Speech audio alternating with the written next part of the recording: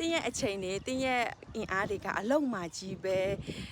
သုံးနေရလို့မိသားစုအတွက်တောင်မှအချိန်မပေးနိုင်တဲ့သူတွေများရှိနေသလားမိသားစုကိုပဲအချိန်ပေးပြီးတော့ကိုယ်ပိုင်အချိန်တွေကိုမရှိဘဲနဲ့ကိုယ်ပိုင်ဝင်ငွေမရှာနိုင်တဲ့သူတွေများရှိနေသလားကျမကတော့ကိုယ်ပိုင်ဝင်ငွေကိုရှာရင်းနဲ့ခလေးကိုလည်းအချိန်ပေးရင်းနဲ့ကိုယ့်ရဲ့ energy တွေကိုလည်းခလေးကို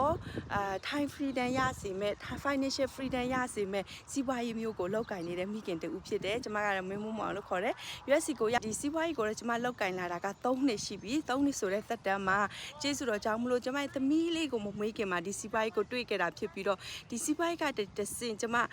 ကောင်းကြည့်တွေကိုပြန်လဲ share ခွင့်ရတယ်အထူးကတော့ကျမတို့ကလေ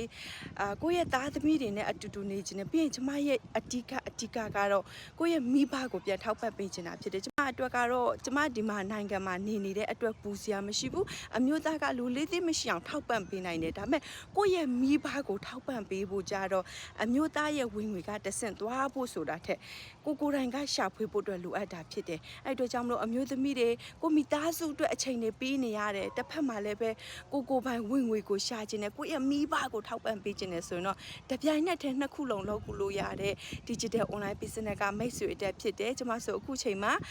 ပြန်လဲပြီးကမ်းလာနိုင်ပြီးအနာဂတ်အတွက်အကောင်းဆုံးစုဆောင်းငွေတွေကိုလည်းစထားနိုင်ပြီးကလေး university တက်ဖို့အတွက်ကျွန်မငွေကြေးတွေစပြီးတော့စုထားနိုင်ပြီးကျွန်မတို့မိသားစုလည်းကြိုက်တဲ့အချိန်ကြိုက်တဲ့နေရာမှာ retire ယူနိုင်ဖို့အတွက်ပင်စင်ယူနိုင်ဖို့အတွက်အသက်60ခုထိစောင့်ဖို့မလိုဘဲနဲ့ယူနိုင်ဖို့အတွက်စတင်ပြီးတော့ပြင်ဆင်လာနိုင်ပြီဖြစ်တယ်အိမ်နေမိခင်တယောက်ဖြစ်ပေမဲ့ကျွန်မရဲ့ဘဝကအတိတ်ပဲရှိပြီးတော့နေ့တိုင်းမှာကူညီပေးရင်းနဲ့လေ့လာမှုရင်းနဲ့သင်ယူမှုတွေကိုလုပ်နေရင်းနဲ့အိမ်တွေကတစင်မိသားစုကိုဆောက်ရှောက်ရင်းကလေးတွေကိုဒီလိုဖကိုလိုက်ပို့ပေးရင်း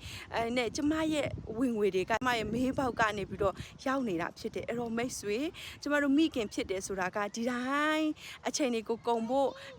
ကလေးတွေအတွက်ပဲအချိန်ပေးပြီးတော့ကိုယ့်ဘဝကြီးပျောက်သွားဖို့မဟုတ်ဘူးကိုယ့်ရဲ့ဘဝကိုလည်းရည်ရွယ်ချက်ရှိအသုံးချရင်းနဲ့ကျမတို့လိုချင်တဲ့ပန်းတိုင်တွေလိုချင်တဲ့အိမ်မက်တွေလိုချင်တဲ့အနာဂတ်တွေကိုရှောက်ရင်းနဲ့ကိုယ့်ရဲ့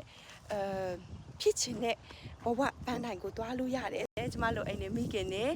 ရှိတယ်ဆိုလို့ရှိရင်ဒီစီးပွားရေးကိုအသေးစိတ်လေးလာကြည့်ဖို့ဖိတ်ခေါ်တယ်ကျမကတော့မန်ထားအချင်းနဲ့မိတ်ဆွေကိုကူညီပေးသွားမဲ့သူတယောက်ဖြစ်ပါတယ်ဆက်သွယ်လာပါနော် thank you ပါရှင်